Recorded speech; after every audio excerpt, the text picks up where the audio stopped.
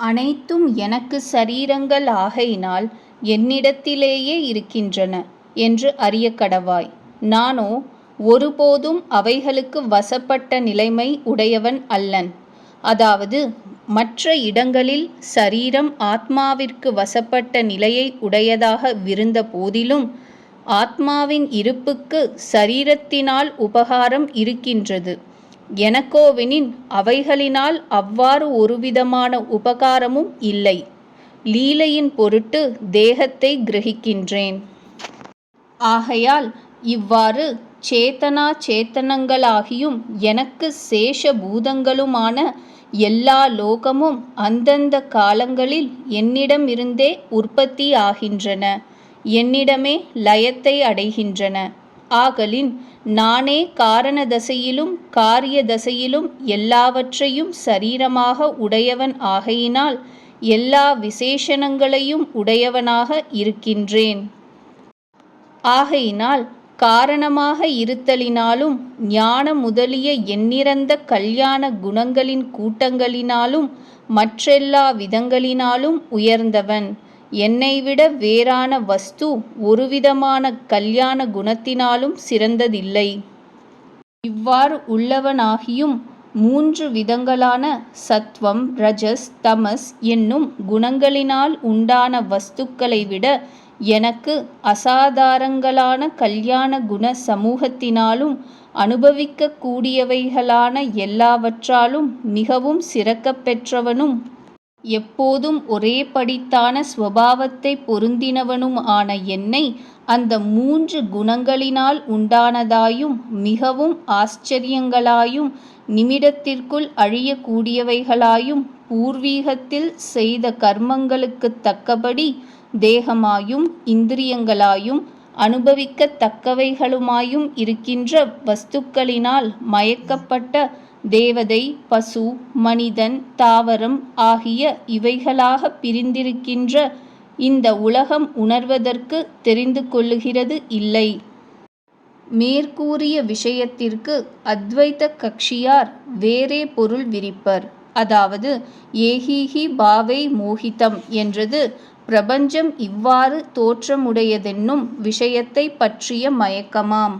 என்னை சிலர் மாதா வயிற்றிலிருந்து பிள்ளை உதயமானவாறு ஈஸ்வரனிடம் இருந்து உலகம் பிறந்தது என கூறுவாரும் உளர். இது ஆரம்ப பட்சமாம்.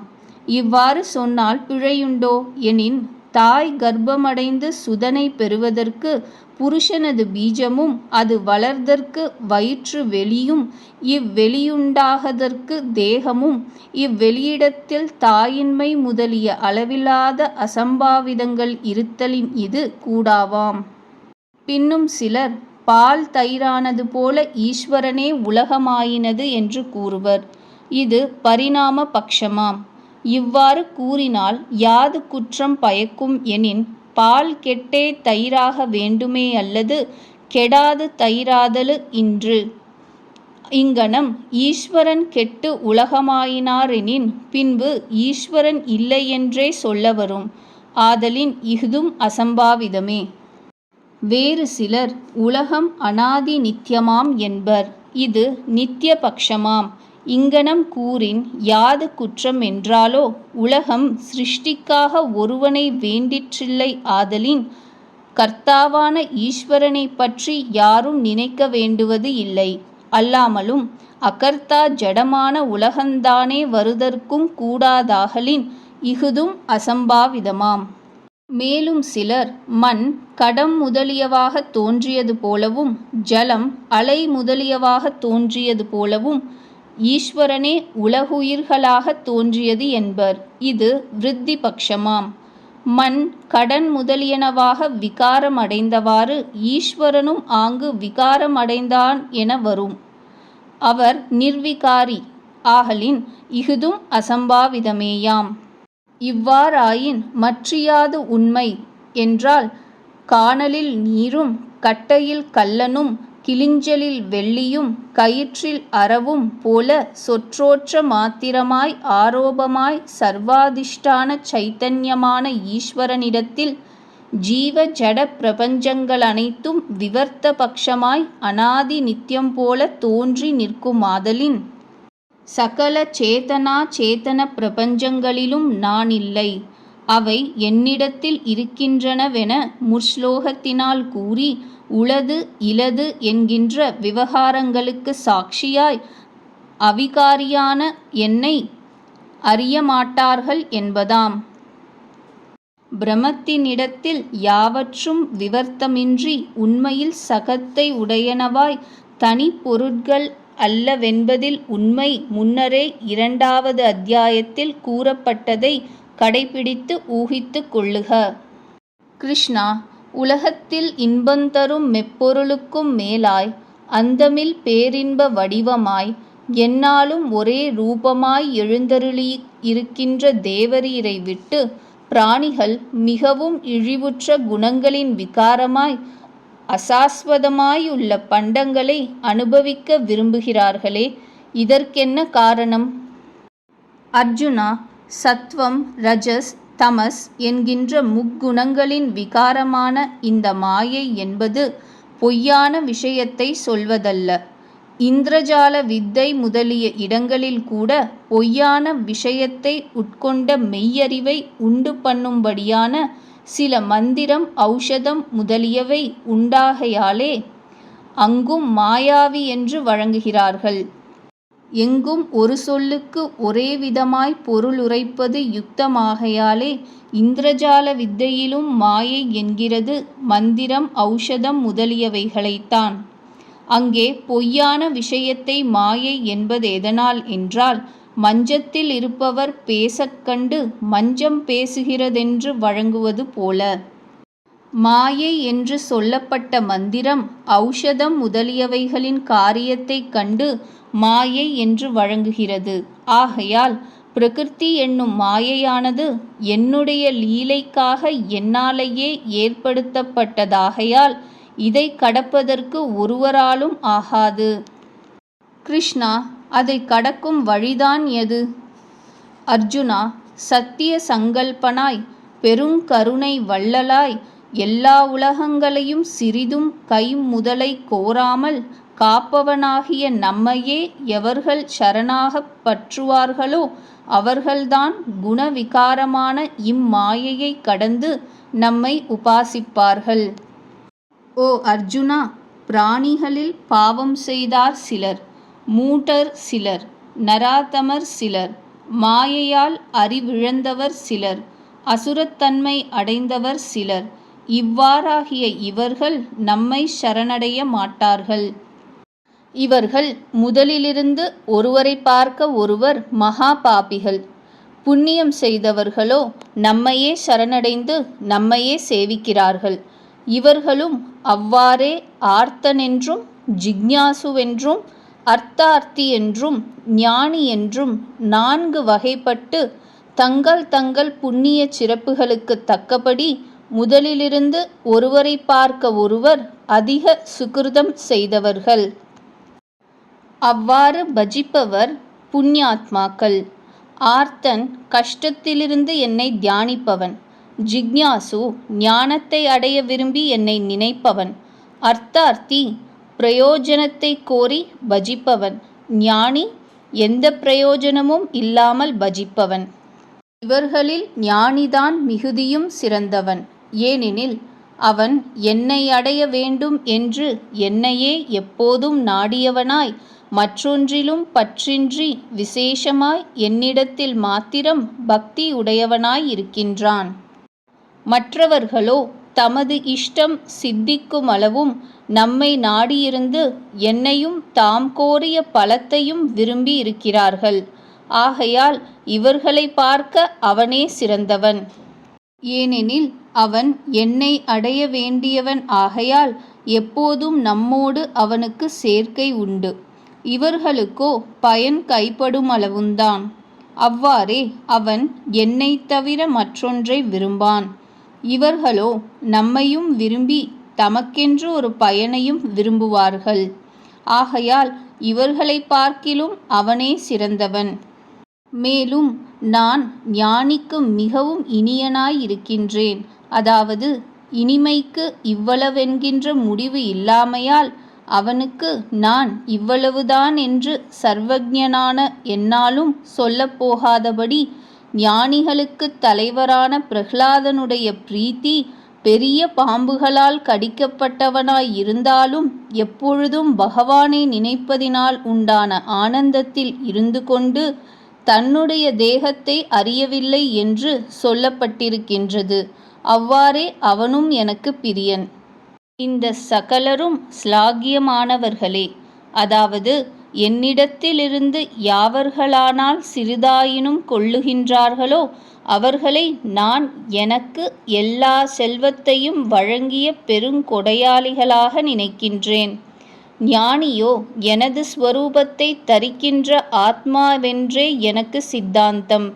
அது எதனால் என்றால் அவன் என்னை விட்டு பிரிந்தால் தரிக்க மாட்டாதது போல நானும் அவனை விட்டு பிரிந்தால் தரிக்க மாட்டேன்.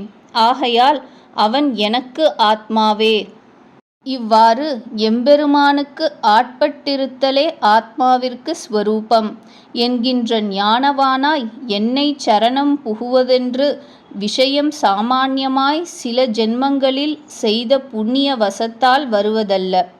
கேவலம் புண்ணிய ஜென்மங்கள் எத்தனையோ எடுத்த பிறகுதான் நான் வாசுதேவனுக்கே ஆட்பட்டவன், எனது ஸ்வரூபம் ஸ்திதி பிரவிற்த்தி எல்லாமே அவனுடைய ஆதீனம் என்கின்ற நினைவு பிறந்து நான் அடைய வேண்டும் பயனும் அப்பயனை அடைவிக்கும் உபாயமும் மற்றும் நான் கோரியவெல்லாம் அந்த வாசுதேவனே என்று நம்மை உபாசிப்பான். அப்படிப்பட்ட பெருந்தன்மையோடு கூடிய புருஷன் கிடைப்பது லோகத்தில் மிகவும் அரிது. உலகத்திலுள்ள புருஷர்கள் யாவருமே தங்களுக்கு ஸ்வபாவமான பூர்வ ஜென்ம வாசனைக்கு தக்கபடி எப்பொழுதும் சப்தாதி விஷயங்களில் ஆசை கொண்டு அவ்வாறு தாம் ஆசைப்பட்டவைகளை பெறவேண்டி கேவலம் என்னை ஒழிந்த இந்திராதி தேவர்களை அடுத்து அத்தேவர்களுக்கு பிரீத்திகரமான சில நியமங்களை அனுஷ்டித்து அவர்களை அர்ச்சிக்கின்றார்கள். மேற்கூறிய விஷயத்திற்கு ஸ்ரீ சங்கரர் அபிப்பிராயம், சிலர் தமது பூர்வ ஜென்ம வாசனையால் மயக்கப்பட்டவர்களாய் அவரவர்கள் நிச்சயித்து கொண்ட தியான பற்றினாலே சத்வ ஞானம் அற்றவர்களாய் தத்தம் நியமத்தை முறையாக கொண்டு ஆத்மஸ்வரூபமாய் விளங்கும் பிரம்மத்திற்கு அந்நியமான தேவதைகளை பூஜிக்கின்றனர். அவ்வாறே அவர்கள் அர்ச்சிக்கும் தேவர்களெல்லாம் நமக்கு சரீரமென்று எந்த பக்தன் எந்த ஸ்ரத்தையோடு அர்ச்சிக்க விரும்புகிறானோ அவன் என்னை அறியாமற் போனாலும் உள்ளபடியே என் சரீரத்தை தானே அர்ச்சிக்கிறான் என்பதும் நாம் நினைத்து அவனவனுக்கு அவ்வவ்விதமான ஸ்ரத்தையை திடப்படுத்துகின்றேன். ஆகையால் இத்தகைய ஆராதனம் ஈஸ்வர ஆராதனம் என்பது நன்கு விளங்கும். இப்படி நம்மால் அருளப்பட்ட நிர்விக்னமான ஸ்ரத்தையை கொண்டே அந்த இந்திராதி தேவதையின் ஆராதனத்தை செய்து என் சரீரமான அத்தேவதையின் இடத்தில் தான் கோரிய பயனை என்னால் அளிக்கப் பெற்று அனுபவிக்கின்றான். ஆராதிக்கும் பொழுது இந்திராதிகள் எனக்கு சரீரம் என்கின்ற விஷயத்தை அவன் அறியாமற் போனாலும் உள்ளபடியே அது நம் ஆராதனம் ஆகையால் அவன் கோரிக்கையை நான் நிறைவேற்றுகின்றேன். ஆனால் இந்திராதிகளை ஆராதிக்கும் அவ்வற்பமதிகளுக்கு கிடைக்கும் அந்த பயனெல்லாம் அற்பமாயும் முடிவுள்ளதாயும் இருக்கும். ஏனெனில் இந்திராதி தேவர்கள் அனுபவிக்கும் போகங்களெல்லாம் இவ்வளவென்றும் இத்தனை காலமென்றும் வரையறை உற்றவை ஆகையால் அவ்விந்திராதி தேவர்கள் போகம் நசித்து நழுவும் பொழுது அவர்களை ஆராதிக்கும் இவர்களும் நழுவுவார்கள். நம் பக்தர்களோ அதே கர்மங்களை நம் ஆராதனையாக நினைத்து அற்ப பலன்களில் பற்றில்லாமல் நமக்கினிமை செய்வதே பயனாய் நம்மை அடைந்து மீண்டும் திரும்பாமல் இருக்கின்றார்கள். மாமுபேத் கௌந்தேயா புனர்ஜென்மம் ந வித்யதே என்று மேலே அருளிச் செய்ய போகிறாரன்றோ. உட்குறிப்பு: அல்பமேதசாம், அதாவது அற்ப புத்தி உள்ளவர்கள் என்றமையால் இந்திராதி தேவதைகளை பரமாத்மாவிற்கு சரீரம் என்கின்ற ஞானம் இல்லாமல் அந்த தேவதைகளை பூஜிக்கிறவர்கள் அற்ப புத்தி உள்ளவர்கள். அந்தவது அதாவது முடிவை உடையதாகவே என்பது பொருள். ஸ்ரீதர சுவாமிகள் அபிப்பிராயம்: தேவதைகளுக்கே முடிவு ஏற்பட்டமையால் அவர்களை அடைந்தவர்களுக்கும் முடிவு உண்டு என்பது திண்ணம். ஸ்ரீ ராமானுஜர் அபிப்பிராயம்: முடிவை உடையது அல்லது அற்ப காலம் உள்ளது என்று கூறுவர். உட்கருத்து: எந்த தேவதையை எவ்வாறாக வழிபடுகின்றார்களோ அந்த தேவதைக்கு அதிகாரமாயுள்ள லோகத்தையும் அந்த லோகத்தில் எந்த சுகத்தை அடைய வேண்டுமோ அந்த சுகத்தையும் பெறுகிறார்கள். அந்த லோகத்தின் சுகமும் நிலைபேறுடையது அன்று. அது ஓர் காலத்தில் முடிவை உடையதாகும். என்னை வழிபடின் எக்காலத்தினும் அழிவில்லாத சாஸ்வதமான பலனை பெறுவார் என்பது இதற்கு ஐயப்பாடு இல்லாமல் உள்ளது. நான் சர்வ கர்மங்களாலும் ஆராதிக்கப்படுபவனாய் சர்வேஸ்வரனாய் வாக்குக்கும் மனதிற்கும் எட்டாத ஸ்வரூபம் ஸ்வபாவம் உடையவனாய் இருக்கச் செய்தேயும் கரை கடந்த கருணையாலும் அடியார்களிடத்தில் உண்டான அன்பினாலும் யாவரும் என்னை கண்டு பற்ற வேண்டும் என்று என் ஸ்வபாவத்தை விடாமலே வாசுதேவன் மைந்தனாய் வந்து அவதரித்தேன். இவ்வாறு விகாரமில்லாத என் பரத்வத்தை அறியாமல் நான் இதற்கு முன்பு தோன்றாமல் மறைந்திருந்து இப்பொழுதுதான் கர்மவசத்தால் ஒரு ராஜகுமாரனாய் பிறந்து தோன்றியதாய் இம்மூடர்கள் நினைத்து விடுகின்றார்கள். ஆனது பற்றியே அவர்கள் என்னை ஆசிரயிப்பதும் இல்லை, என்னை ஆராதிப்பதும் இல்லை. கிருஷ்ணா, அவ்வாறானால் தேவரீர் ஏன் அப்படி யாவர்க்கும் விளங்குவதில்லை? அர்ஜுனா, ஜீவர்களுக்கேற்ற மானிடத் தன்மை முதலியவற்றை அடைந்திருக்கை என்கின்ற மாயையால் நான் மறைக்கப்பட்டமையால் யாவர்க்கும் பிரகாசிக்கின்றது இல்லை. நான் இவ்வாறு மனுஷ்யாதிகளிடத்தில் வந்து பிறந்த மாத்திரத்தில் இந்த மூடத்தன்மை வாய்ந்த மனிதர் என்னை சாதாரணமாய் நினைத்து விடுகின்றனரே அன்றி இந்திரன் வாயு இவர்களின் செயலையும் சூரியன் அக்னி இவர்களுடைய தேஜஸையும் கடந்து உற்பத்தி நாசங்களற்று எல்லா உலகங்களுக்கும் முக்கிய காரணனாய் சர்வேஸ்வரனாய் இருக்கின்ற நான் பிராணிகளெல்லாம் ஆசிரயிப்பதற்காக மனுஷ்யாதி ரூபமாய் வந்து அவதரித்ததை அறிகிறதில்லை. முக்கிய கவனிப்பு: இந்த 25வது ஸ்லோகத்திற்கு 5 பாஷ்யக்காரர்கள் பொருள் வெவ்வேறாக கூறியுள்ளார்கள். அதனை பின்வருமாறு கண்டு தெளிக. யோகமாயா சமாவிருதா என்றால் யோக மாயையினாலே மறைக்கப்பட்டிருக்கிறவன். இந்த வாக்கியத்திற்கு ஸ்ரீதரர் அபிப்பிராயம்: மனிதனால் உண்டாக்கத்தக்கதல்லாததும் இன்னவிதமாய் உண்டாக்கலாம் என்று மனிதன் தனது மனத்தினால் நினைக்கத்தகாததுமாகிய விசித்திரமான சிருஷ்டி முதலான சக்தி. ஸ்ரீ சங்கரர் அபிப்பிராயம்: குணங்களுடைய சேர்க்கையாகிய அல்லது பகவத் சித்தா சமாதானம் என்பது யோகம், அதனால் உண்டானது மாயை. ஸ்ரீ ராமானுஜர் அபிப்பிராயம்: ஜீவனுடைய தகுதியான மனுஷ்ய தேகத்தை பொருந்துவது யோகம், அதுதான் மாயை என்று சொல்லப்படும். இது தருணம் நான் அந்த தேகத்தை பொருந்தி இருக்கின்றபடியால் லோக மாயையினால் மறைவுபட்டு இருக்கின்றேன். ஸ்ரீ மாத்வாச்சாரியார் மற்றும் ஸ்ரீ ராகவேந்திரரின் அபிப்பிராயம்: யோகத் திறமையாகிய ஒரு உபாயம், அதனாலும் மாயையினாலும் சூழப்பட்டிருக்கின்றேன் என்பது பொருள். இதுவரையில் கடந்ததும் இப்பொழுது நிகழ்வதும் இனி வருவதுமான சகல பிராணிகளையும் நான் அறிவேன். என்னை மாத்திரம் ஒருவனும் அறிந்தான் இல்லை. அதாவது என் சிந்தை கெட்டிய பிராணிகள் ஒருவனாகிலும் பரமபுருஷன்தான் இவ்வாறு யாவரும் தன்னை ஆசிரயிக்கும்படி வசுதேவன் மைந்தனாய் அவதரித்திருக்கின்றான் என்று அறிபவன் இல்லை. ஆகையால் ஞானியானவன் கிடைப்பது மிக அரிது.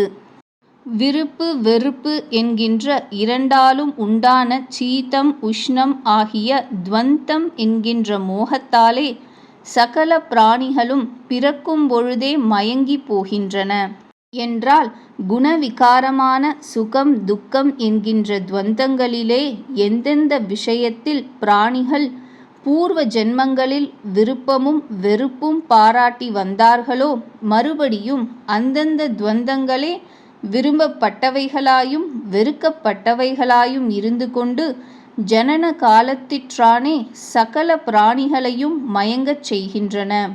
இதனால் நம்மை அடைந்தபோது சுகித்தும் நம்மை பிரிந்தபோது துக்கித்தும் இருக்க வேண்டியவைகளான பிராணிகள் அவற்றில் விருப்பத்தையும் வெறுப்பையும் பாராட்டுகின்றன.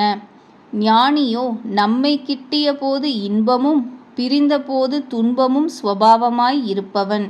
அப்படிப்பட்ட ஸ்வபாவத்தோடு கூடிய ஞானியாக ஒரு பிராணியாவது உண்டாகிறதில்லை. எவர்களானால் பல பிறப்பும் பிறந்து அவைகளில் அளவிறந்த புண்ணியங்களைத் திரட்டி அதனால் விருப்பத்திற்கும் வெறுப்புக்கும் காரணமாயும் நம்மை நினைக்க ஒட்டாமல் விரோதிப்பதாயும் அனாதி காலமாய் தொடர்ந்ததாயும் இருக்கும் பாவத்தை ஒழிக்கிறார்களோ, அவர்கள் முன் சொன்ன புண்ணியத்தின் வாசிக்குத் தக்கபடி நம்மை சரணமடைந்து குணவிகாரமான மோகத்தினின்றும் விடுபட்டவர்களாய் ஜரா மரணம் இவைகளை ஒழிக்கவும் பேரின்பத்தை அடையவும் நம்மை கிட்டவுமாக முயன்றவர்களாய் திடமான சங்கற்பத்தோடு என்னையே உபாசிக்கின்றார்கள். ஜரா மரணங்களை ஒழித்து பிரகிருதிக்கு புறம்பான ஆத்மாவை காண வேண்டி எவர்கள் என்னை ஆசிரயித்து முயற்சிக்கின்றார்களோ, அவர்கள் அந்த கருமத்தையும் சகலவித அத்தியாத்மத்தையும் அந்த பிரம்மத்தையும் அறிகின்றார்கள். இதில் ஜரா மரணங்களை போக்கடித்து கொள்ளுமாறு என்பதற்கு ஸ்ரீ ராமானுஜர் அபிப்பிராயம், பிரகிருதி விமுக்த ஆத்மஸ்வரூப தரிசனத்தின் பொருட்டு ஞானத்தை அடைய விரும்பி என்னை நினைப்பவன் என்பது பொருள். ஸ்ரீ மாத்வாச்சாரியார் மற்றும் ஸ்ரீ ராகவேந்திரரின் அபிப்பிராயம், பக்தர்களில் உத்தமன், மத்தியமன், அதமன் என 3 வித பக்தர்கள் உண்டு. அவர்களில் உத்தம பக்தன் ஸ்ரீமன் நாராயணனுடைய சரணாரவிந்த பக்தியே தவிர மோக்ஷ முதலிய ஒன்றிலும் அவாவில்லாதவன். மத்தியம பக்தன் மோக்ஷத்தில் விருப்பமுடையவன். அதம பக்தன் ஸ்வர்காதி பலனை அபேட்சிப்பவன். என்னை அதிபூதமாகவும் அதி தெய்வமாகவும் அதி யஜ்ஞமாகவும் எவர்கள் அறிகிறார்களோ, அவர்கள் தங்கள் சரீரத்தை விட்டு போகும் காலத்திலும் தங்கள் கோரிக்கைக்கு தக்கவாறு என்னையே நினைக்கின்றார்கள். இம்மூவருக்கும் நித்திய நைமித்திகங்களான மரா யஜ்ஞாதிகள் செய்ய வேண்டும் கடமையாக இருக்கின்றன. 7வது அத்தியாயம் முற்று பெற்றது.